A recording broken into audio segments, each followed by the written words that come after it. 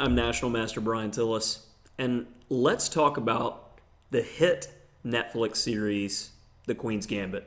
Based on the novel by Walter Tevis, this was an absolutely exceptional miniseries, and as soon as it came out, I binge watched it immediately, and I've had a lot of requests from viewers to talk about the show, and I'm going to do my best to not hit any spoilers and focus just on the chess, but I will say it is inspiring for chess players and non-chess players, and for my younger viewers, because I am a middle school teacher, it is definitely a show that you need to get parents' permission before watching.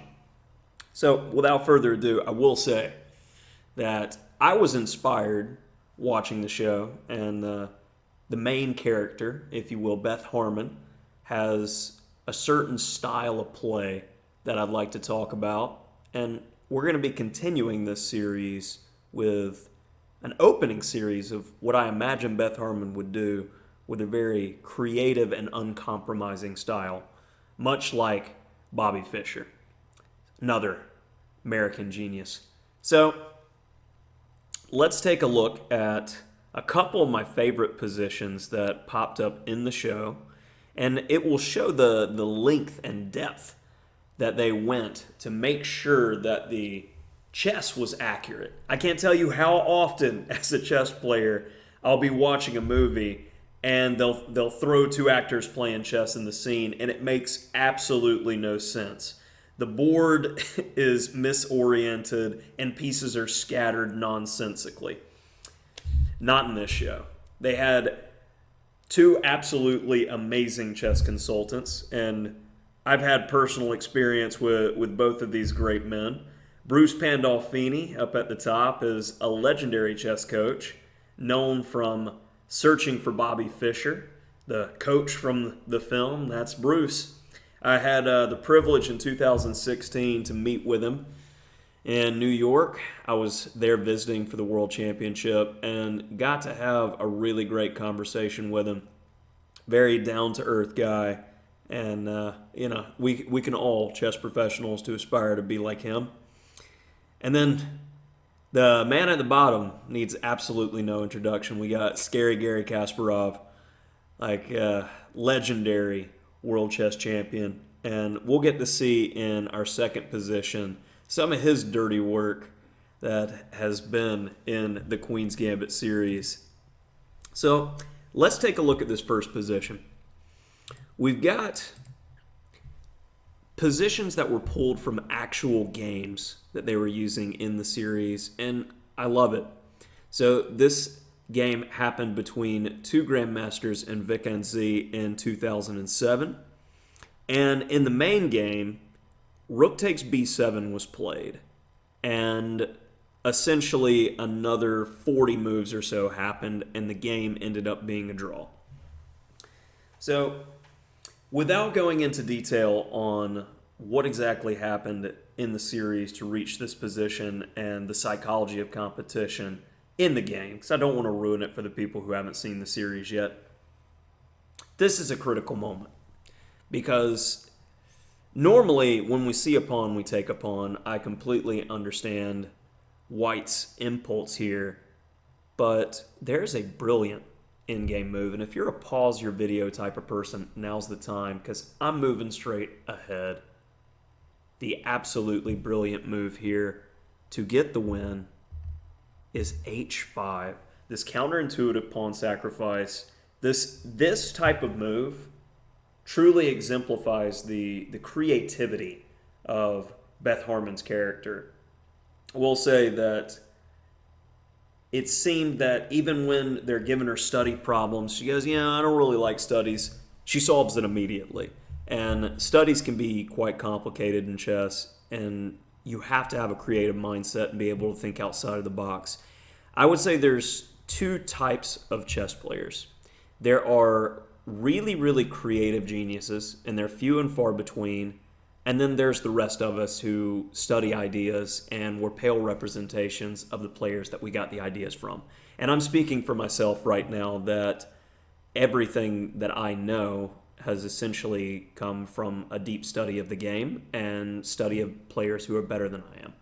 So I am envious and love to see the beauty in the games of players like Beth. And a player like Beth finds this move, h5, absolutely brilliant, as the breakthrough, say h takes g5, h takes g6, where we've got this wonderful mate threat. And, it's what can you do? What can you do other than enjoy this type of position? Let's go to the second one. It's even better. So, okay.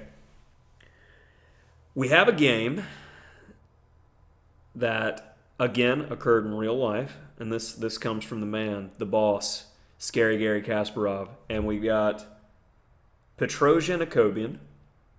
And I want to say it happened in the 80s. I don't have the date on the game, rather. So the natural move that happened in the game was rook c to f7. But there's so much better here. And this comes directly from the boss, h5. This one, I'm giving you the first move, and then this is a pause your video and see if you can figure this out, because this just doesn't make sense. It's another one of those brilliant creative moves, and look no further than looking at the games of Garry Kasparov to find this type of brilliance. Hopefully you paused if you're trying to figure it out now. We're willing to sacrifice a pawn in order to get rich and dynamic play. So after g takes h5, king h8 says, you know what, I don't need pawns. I don't want pawns. It's completely fine. H takes g6. And quickly we're starting to see, compared to our initial position where everything is locked up, to rook takes h4, our pieces are starting to come to bear on the white king, and it's nuts. So rook h1, and this is the real moment. This is the Garry Kasparov. This is the Beth Harmon move. This move, if you can find it, I'm impressed. All right, another pause moment, and rook c to h7. You go, well, can't he just take? Yes, he can. So let's first look at the sideline. What if rook g1? Well, we'll have rook 7 to h5, then king g7. And this actually occurred in the show. Rook d4. And now for the beautiful part. Check. Skewer. And there's no good moves for white. Beautiful. Now let's come back to the main event. What happens if the rook is snagged? Check. Check. Check. He's in a net. Check. Check. Mate. Sometimes you just get so satisfied with seeing such a brilliant and beautiful combination uncorked by the one and only legend Garry Kasparov. So overall review, the Queen's Gambit is definitely a show for older, more mature audience, and it hits on life as well as chess, and you do not have to be a chess player in order to enjoy it. We will have a series coming up in honor of the Queen's Gambit, focusing on the openings that I think that Beth Harmon would play with her creative and brilliant attacking style. So, definitely, if you're not subscribed, hit that subscribe button, hit that like button on the video. Don't miss as we cover and get more in depth into chess stemming from the Queen's Gambit. I'm just happy chess is popular. I thought I'd never see it in my lifetime. Keep talking about the days of old when study Fischer in the 70s and talking to a lot of my older chess friends from that generation of chess player. They talked about the olden times. Well, 2020 pandemic has definitely given some headway to the popularity of chess. So let's honor it. Let's do this series. Let's have some fun. Thanks for watching.